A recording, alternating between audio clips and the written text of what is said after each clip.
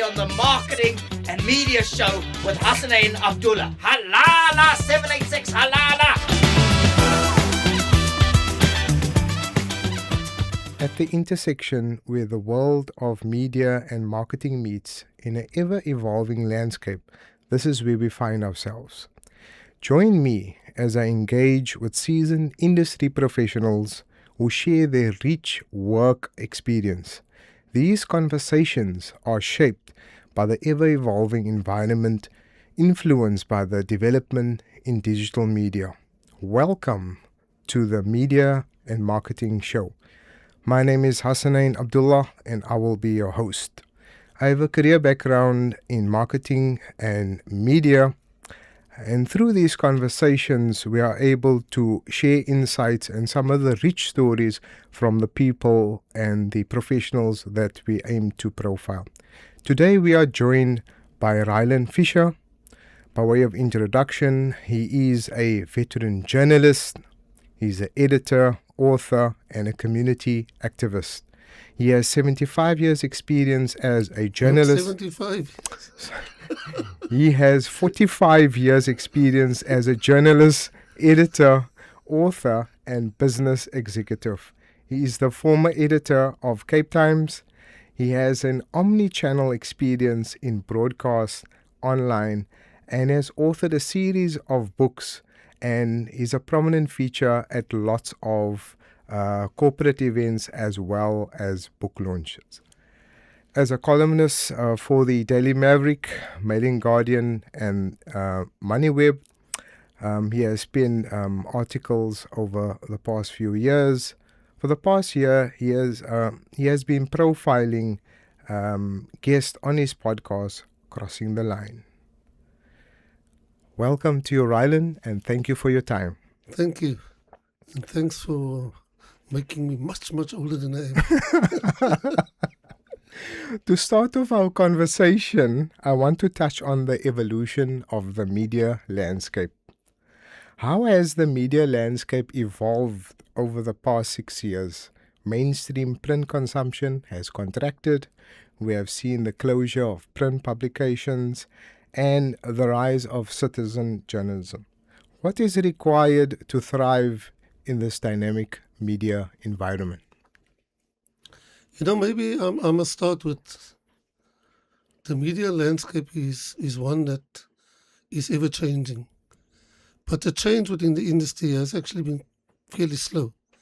If you think about it, the fact that the Cape Times is 150 years old as a newspaper, which only recently kind of started doing online stuff.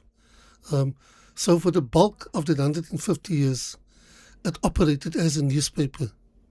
So no technological, interventions and stuff like that. And so the new newspapers, as that used to form the bulk of the media industry, had a pretty decent run for 150 years or more in some cases. And so it's only in the last couple of years, like you say, there's been a bit of a challenge to that dominance that they've had. And so, unfortunately, they're completely unprepared to meet this challenge, and they're struggling. And so,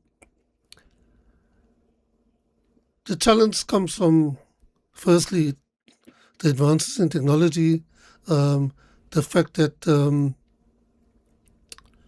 data and Wi-Fi and all of those things have become cheaper and more accessible, and phones have become, everybody has a phone. In fact, some people have 2 or 3 phones, and most people now check their news on their phones. A lot of people don't even refer to the regular news platforms. I know a lot of people who tell me quite proudly that they get most of the news from TikTok. And I thought TikTok was just, dancing videos and stuff like that. But it appears that a lot of people actually get the news from there. And so while the chains for 150 years, there was almost no change within the industry. Suddenly, there's rapid change, and change that happens on almost like a daily basis, and so it's difficult to keep up. But I think for me, and maybe we'll talk about how people must respond to it, and I don't want to preempt the discussion. So if I can talk about what I believe the future holds for the industry. The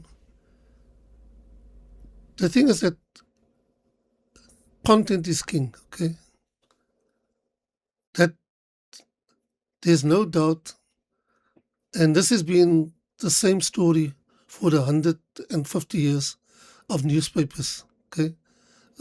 Content is king. The people with the best content are the ones who will survive and who will thrive. If you don't have content, then you might as well forget. And so content remains king, and the ones who have the best content will be the ones who will survive. It's just a matter of kind of deciding which platforms to use to push out your content. Do you use more traditional platforms? Do you use more online platforms, etc.? And so I find myself dabbling in. I write now and then the odd article for the newspapers, which they don't pay me for because they're all claiming not to have any money anymore. But they still want me to write. But I also write for online platforms. I've done a couple of books, and then I also have my podcast, and my podcast we promote, on all social media platforms, including TikTok, and so I think it's a wonderful space to be in. The other thing that I wanted to say, in terms of TikTok particularly, the internet has been a great leveler. Okay, it's kind of there are few places in life where people kind of are all treated the same. One of it is home affairs, okay, where you get treated equally badly as everybody else. Doesn't matter what status you have in life or what color your skin is, whatever. You go to home affairs, you're going to be treated badly.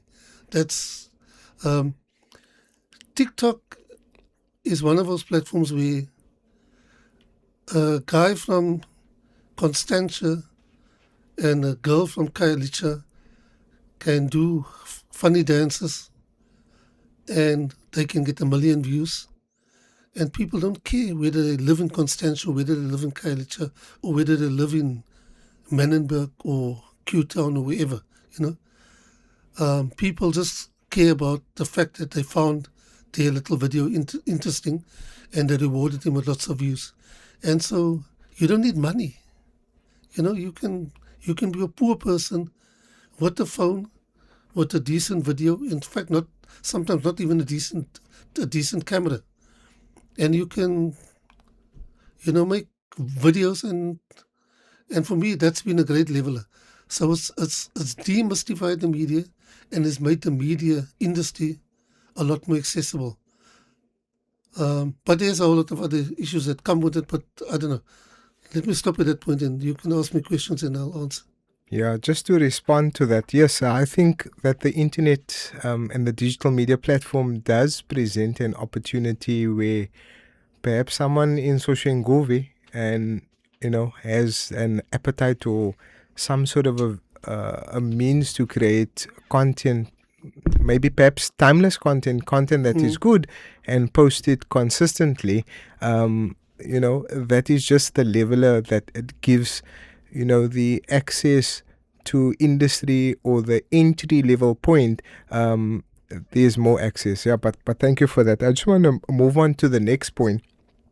And this is where we want to touch on community media and its role in reporting on current affairs and global news.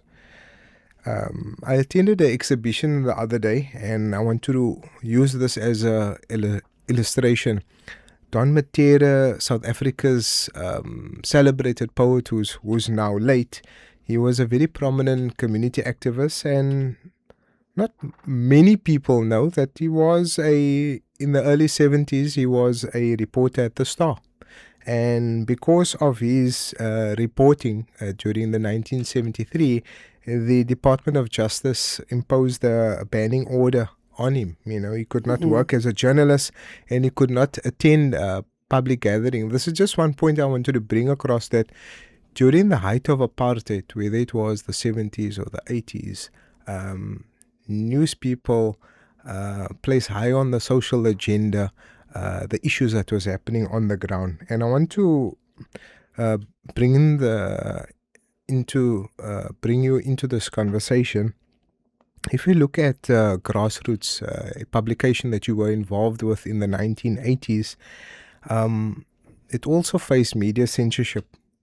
And we want to also draw parallels of your role at Grassroots as a community media publication, but it was a little bit more than that. It was a means to mobilize several civic organizations and place high on the agenda some of the issues that was affecting the people most affected by the apartheid system.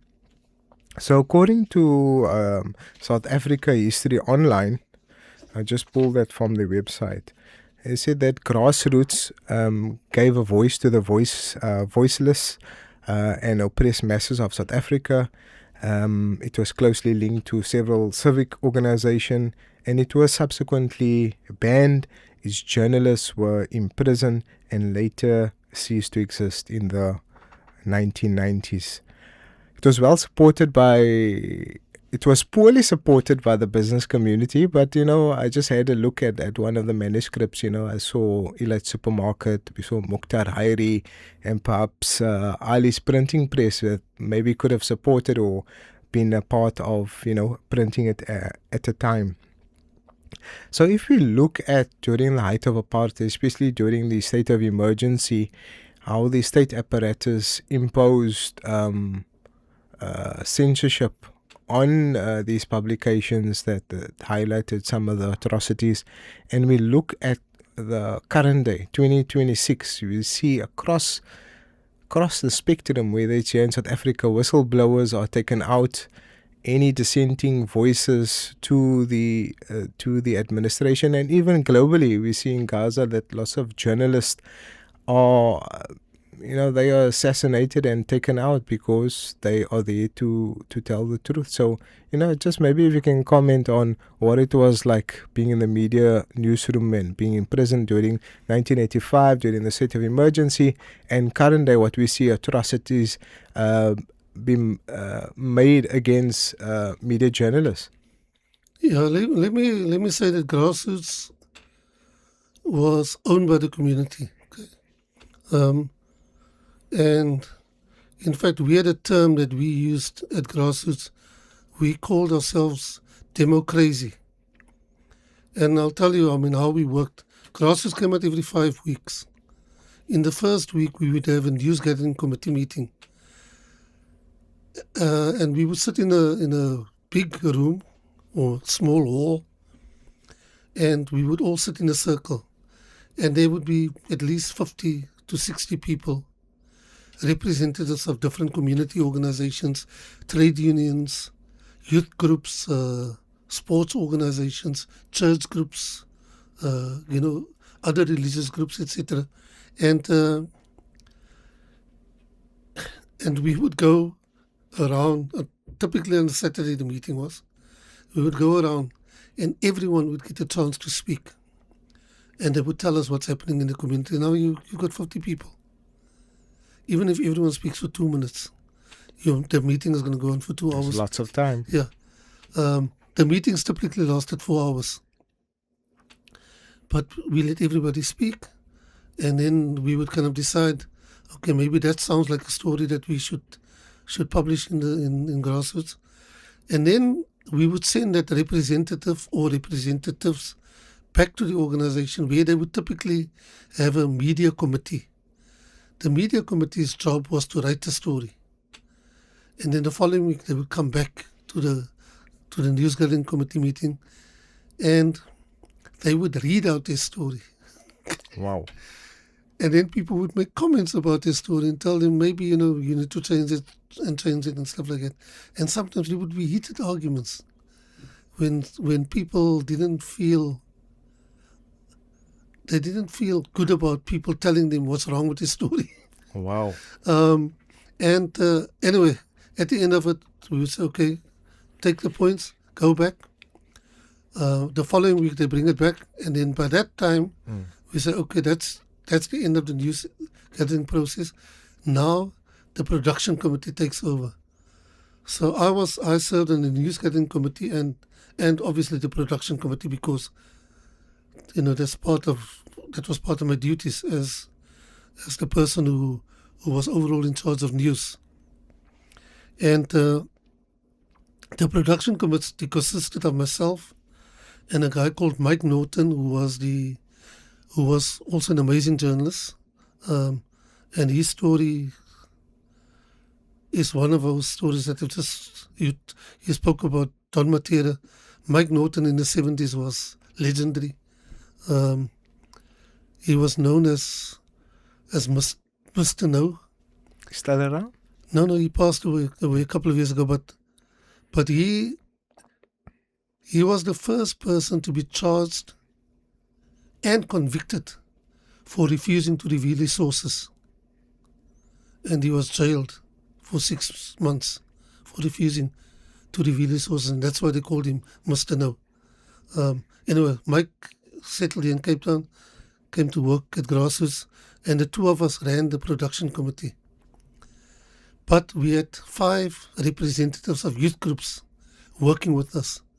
And so while we were producing the paper, we were also training these people to how to edit, how to do layout, etc., etc.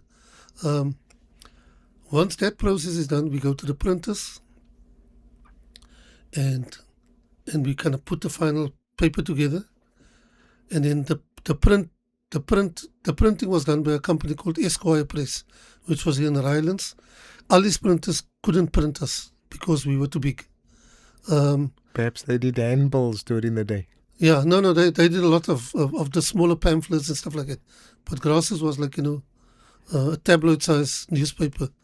Anyway, and once the paper got printed,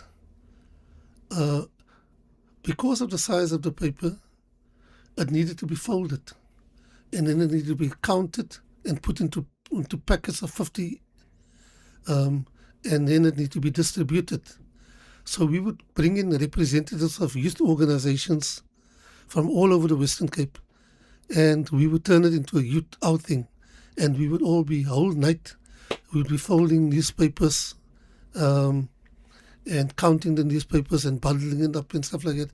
And then once that was done, and then of course that inevitably would involve us going to Super Fisheries, who was also one of the constant advertisers in Grassroots, and we would go pick up a couple of Gatsby's and stuff like that, and we would feed everybody, who came to help us fold. So we turned it into a nice outing. The next day, people from community organizations would come and they would pick up the copies at the printers. For some people, we delivered. People who couldn't come and pick it up, and then people would sell it. But in the Saturday after, typically the paper came out on a Thursday. The Saturday after that, we would go and just have a mass sales blitz in an area. Like one time we would go to Elsie's River, next time we would go to Cooks or Langa, we'd go to Mitchell's Plain or Menenberg or whatever, and people from all over would come. Okay, so you would have people from Observatory, people from Langa, Mitchell's Plain, all going door to door in Elsie's River and telling people why they must buy Grassroots and showing them that there's a story about your area in the paper and so on. And then we would use it as a tool to talk to people and to convince them to join organizations, civic organizations and unions. And so, like you said, it was a mobilizing tool, and it was a great mobilizing tool. And We would go 300 people on a Saturday morning. We would go to Elsa Silver, 300 people knocking on doors and and speak to people about organization, speak to people about the issues facing our country. And even if they don't buy the copy of Grassroots, at least we got an opportunity to speak to them. And so, yeah, it was wonderful. And of course, when you do anything that successfully threatens the state will clamp down on you. And we became so used to it when, in 1985, when there was a state of emergency, quite a few of us were detained. And Mansoor Jaffa with you? Yeah, Mansoor, we were detained together, even though I lived in Mitchells Plain, he was in Wynberg, but we ended up in Victor Versteer together. And in fact, we ended up being released together also. But that's also another story about how we got released. But, and we couldn't, the police posted guards outside our office. At that point, our office was, Cine 400 used to be, which is now West End, I think, yeah. In that complex, that's where our office was. The police posted guards outside our office. So we couldn't go into our office. And we still produced Grassroots. Even we were like operating out of the boots of our cars. We found safe houses and stuff like that, because we couldn't even live at our homes. Because if you go home, you would get picked up.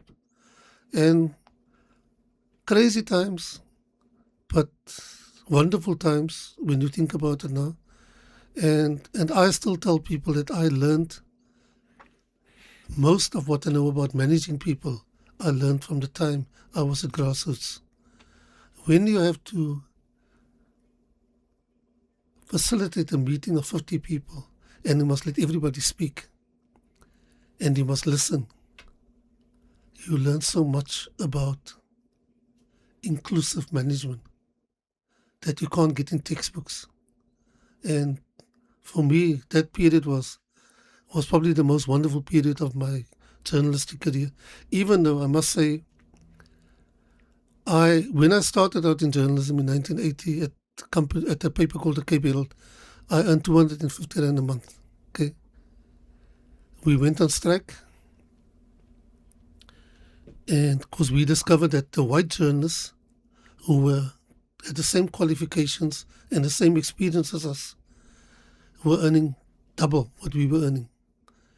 And we went on strike, and after a month we won the strike. And our salaries all went up. And so my pay went up to 500, and from 250 to 500, and I was rich. Okay? And by the time I left Grassroots, there were two comrades, Rashid Saria and Johnny Issel, who pestered me. They came to see me every week. We think you would be better suited at Grassroots. You'd be able to make a better contribution to the struggle. Every week they came. Eventually, I think it took a couple of months. Eventually I said, okay, I'll join Grassroots. I went to Grassroots. At the Cape Herald at that point, that was after 4 years of working at the Cape Herald, I was earning 1,500 a month. I went to Grassroots and I was back to earning 250 rand a month. But it didn't matter to me. Money didn't matter. So that was your contribution. It was the commitment to the struggle that was more important. For the greater good. Thank you for that. I want to move on. You are tuned into Radio 786 on 100.4 FM. So as an author, you have published a series of books. You've curated conversations at book festivals, including the Open Book Festival, and I bumped into you at the Cape Flats Book Festival. What role has this played, in authoring, publishing books, and telling stories that matter to our collective history? And I'm just having a look over there. So you've got some of your titles that you've published. Race, one of the first ones over there. If you can just show the camera. So these are some of Ryland's publications that is published over the years. And I think it's fair to say that he's got a fair share of passion when it comes to books. So just reflect on that. Yeah. So, in fact, last night I was speaking to somebody and who's also an author, and he was saying to me, what can we do to get people to read books? And the thing about reading, maybe it mustn't be about expecting people to go out and buy the books and to read the books, but to create opportunities for people to gather where the book can be read by somebody, or people can take turns to read sections of the book, and you can turn it into a thing where, when I was a young journalist and political activist, we used to have these study groups where every week you would be told you must read like really heavy books, like Lenin, What is to be Done, Karl Marx, Das Kapital, Gramsci's works, and most of the stuff I never understood. It's like really, really intense, and like it's. But we would be given a chapter to read, and then we would be the Saturday morning. In fact, so Johnny Issel, who was my political mentor in many ways, and he was probably one of the most prominent people in the struggle. MK commander of the Western Cape. Yeah, and who's been completely, kind of forgotten basically by society. He took us, and because I was part of the youth leadership, the leadership of the Cape Youth Congress, and so he took us every Saturday morning, and he would put us through our paces in terms of reading, understanding what you've read, and then, kind of discussing it. And it was tough, like I said, because when I started doing this, I had no idea what, there would be names, there would be concepts that were kind of foreign to me in many ways. But as you go along, you kind of pick up more, and you learn a bit more, and you enjoy it more. And I'm not saying we must do that with everybody to get him to read, but there are different ways. A friend of mine posted on Facebook about how he taught kids. He took a book and he said, I'm going to read from the book, but all of you are going to play characters in this book. Wow. And so the one played the mom and the daughter and the blah, blah, blah. And then as he would read and he would come to something that's said by their character, then they would act it out, And in the end, they enjoyed it so much. And so it's not the case of people don't want to read. It's just that we need to find ways of making reading exciting for them so that they would want to read, and so that we won't sit with this racist joke that people tell sometimes about how do you hide stuff from black people? You put it in a book, okay? And unfortunately, that is so true, not only for black people, but for all people in South Africa at the moment, where if you put something in the if you put something in the book, the possibility is that they won't read it. So just a point to add there while Ryland catches his breath. So when it comes to books, it's very important that for future generations, it's a means for them, for the youth, to orientate with their history, identity, and also for some of the older generations through telling the stories to set some of the demons free of the past. So I want to move on to a point called omnichannel communication. You've been present at every communication touch point. I've seen you in glossy magazines, in print tabloid. I've heard you on the radio, seen you on the TV, seen you at events as well as on the internet. So this is where, as yourself as a former editor, where you pivot to a podcaster, the role of a podcaster. You moved on from steering newspaper publications to, I think it's last year, September, when you started your podcast, Crossing the Lines. And you've been having some interesting deep dive conversations with some industry professionals. And I think the most viewed, I myself, I'm a subscriber to your platform, is the interview with David Africa, the former MK soldier that was also involved in the intelligence community, and his book. So share some input on how you've stayed in fashion and abreast with the latest technology with Crossing the Line, your podcast. Let me start by saying that 30 years ago,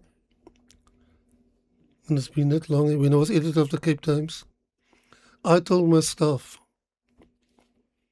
that the journalist of the future is going to be somebody who's going to go out and interview people with a little video camera, and he or she is going to come back to the office. They're going to write a story that will be for the publication and that will be for the internet. They will then take a video clip and do a little story for television, and they will take audio and they will do a little story for radio. And they said, "You're crazy." Nowadays that is happening. We, even if you're a print journalist, you end up doing little videos and stuff like that. And I think it was 2012. So that's a while ago, but I was at the ANC conference in Bloemfontein. I hadn't been in the field for quite a while, but I had just stepped down as editor of a publication, and I felt I wanted to attend the ANC conference to see how people operate in the field nowadays. And I was sitting with all these young journalists, and I was taking notes. And then I see they were all tweeting, and I thought, okay, maybe I must also try to tweet. But I take my notes, and then I want to tweet. And that's like 5 minutes later, after the person has said whatever, and then I need to kind of listen again and take notes. But then I realized what was happening is that these journalists were actually using their tweets as notes.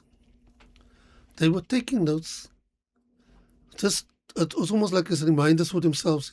Later when they write a story, then they go back. Perhaps they were live tweeting. I don't think there was live tweeting at that point, but so I realized, I sat in, I realized, hey, you need to up your game, okay? You can't be an old fart again. You need to kind of get with the technology.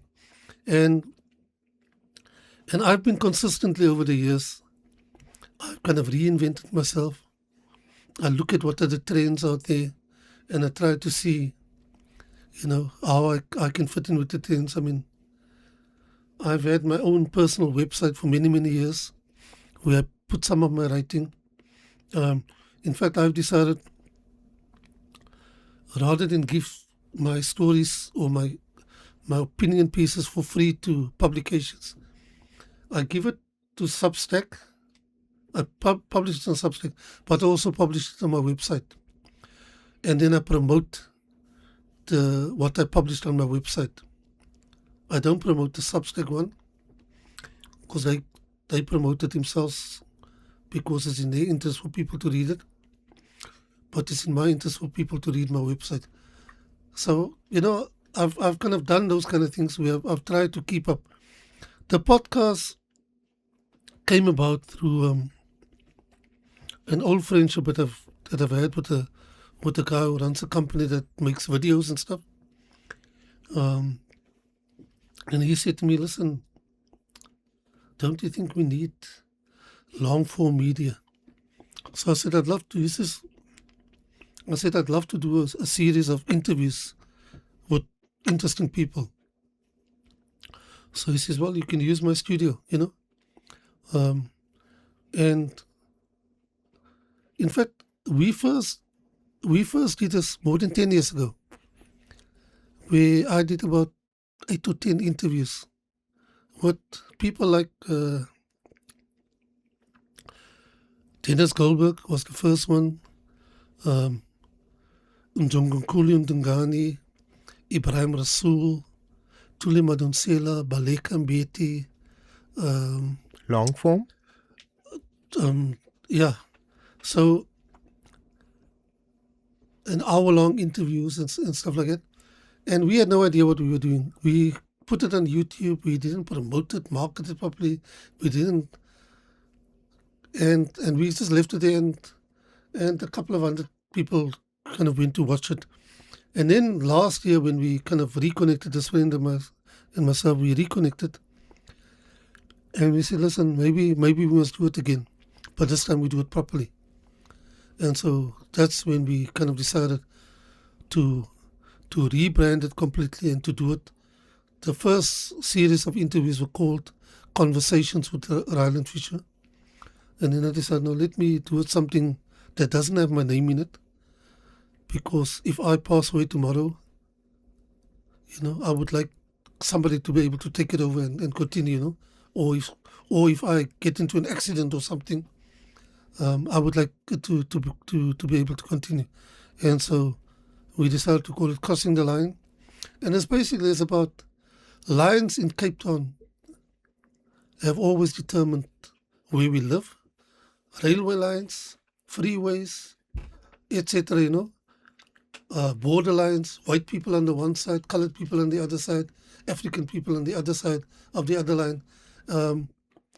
And so I really believe that we need to cross those lines continuously in order to bring everybody together. And so that's what has driven me in my entire life. And so I felt it's appropriate for the podcast also to have that name. One thing, I think through these conversations, we are able to share some of our experiences and also perhaps also build some of the bridges, that has been maybe decimated through the apartheid system. But I must say to you, if you look at it, I've done, in fact, 20. I think we posted 19 or 20 already. And it's a very diverse group of people that I've interviewed, young and old, different race groups, different ages, different sexes,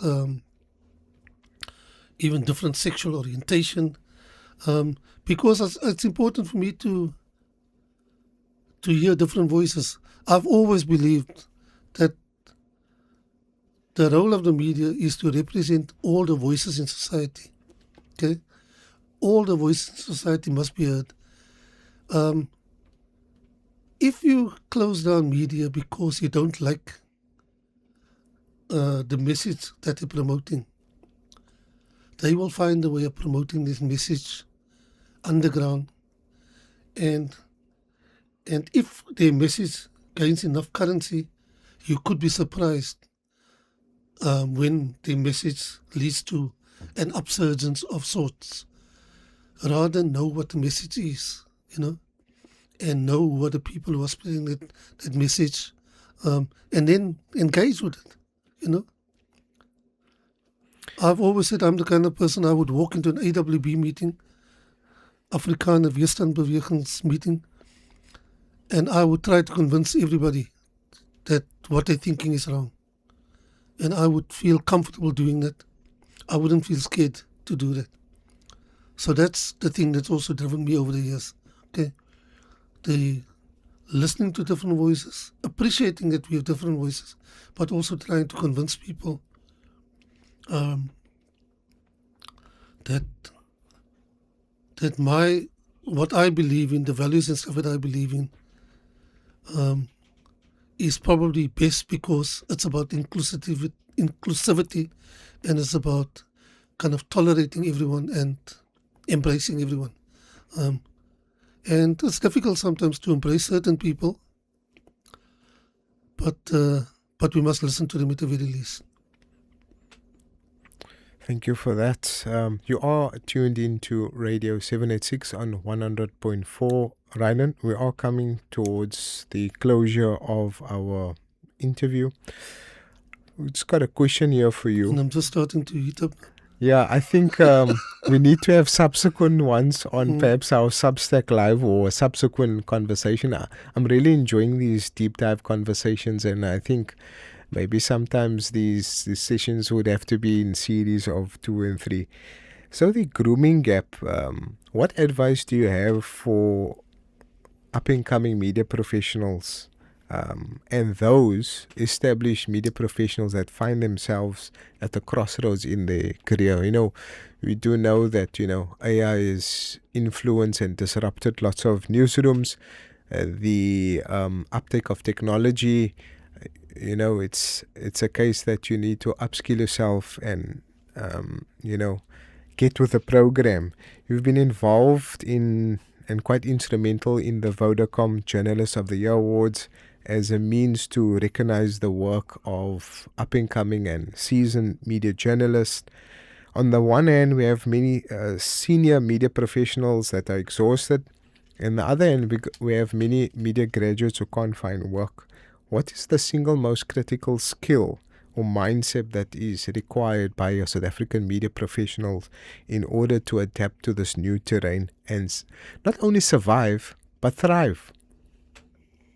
The most important skill that you must have, or trait that you must have as a journalist, is perseverance.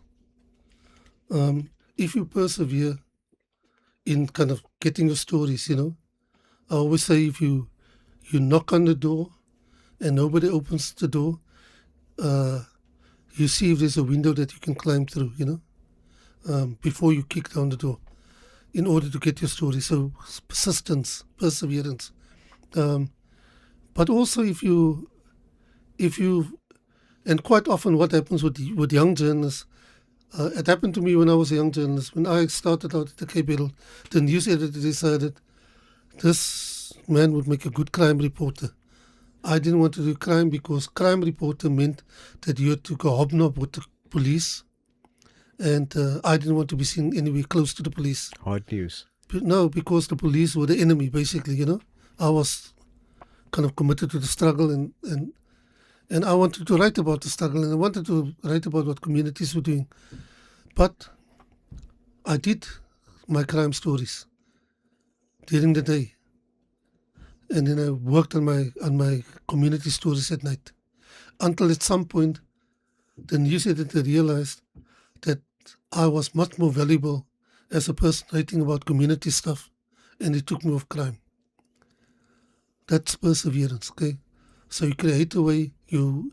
If you set your mind to get to a certain point, you must persist and persevere. And of course, you must realize that you're not going to make a lot of money in the process. But it's, journalism has so much power. Journalism has the potential to help change the world for the better. And what better gift there is than knowing that you've done a story that has made a difference in somebody's life. Okay? And for me, when I became a journalist, it was always about changing the world. My definition of world has changed over the years. Okay? At first, I wanted to change the entire world. Now I've realized that I can change one person's world, and that person can go and change another person's world, and eventually there will be kind of a ripple effect of quite a few people being changed in a way and being affected. So the reality in terms of AI, yes, it is a threat to journalists, but it can also be a useful tool. Okay, If you're lazy as a journalist, then you're going to do what some people are doing, is they basically get AI to write these stories for them. But people can see when AI has written your stories. Okay? But you can use AI to help you check certain things, which if you go check it yourself, it might take days. But if you use AI, you can actually get it done quicker. And so it's a balance. And in fact, at the Vodacom Journals of the Year last year, we talked about what should be our attitude towards AI. And we kind of decided as a collective that we cannot dismiss it. We cannot say the journalists shouldn't use AI, but we need to look at how they creatively use AI to enhance their journalism instead of just doing run-of-the-mill journalism. And so that's my attitude towards AI. I use it. I sometimes have Zoom meetings and I get AI to do minutes. Transcribe. The minutes are terrible. I still need to look through the minutes, but the bulk of it is here, and so writing minutes of a meeting is not my primary job. Okay, it's not something that I like doing. But I've got AI who can help me do it a bit, and it saves me time to do other stuff that I like to do. So that's where we concluded, Rylands. Thank you so much for your time and sharing some of your anecdotes. We hope to have subsequent conversations with you. That was our conversation with veteran journalists, community activists, and from our conversation we've heard that, he's still quite relevant. He's kept up with the times, with his podcast that he is currently involved with, Crossing the Line. Check that out on YouTube. Also have a look at his Substack. He posts regularly interesting articles on some of his reflections and some of the events that he is involved with. That's where we end it. From myself, Hasanain Abdullah. Assalamu alaikum wa rahmatullahi wa barakatuh.